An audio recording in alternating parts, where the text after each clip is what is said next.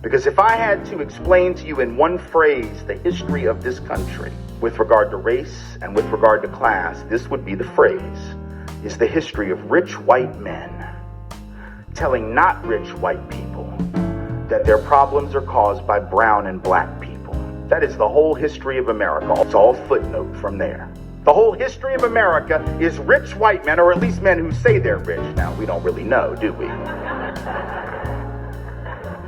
So I'm not sure we need to applaud the man for that, but whatever. He says he's rich, and for the sake of my argument, I'm just going to give it to him because it helps my history lesson. So all the rest, as they say, is commentary.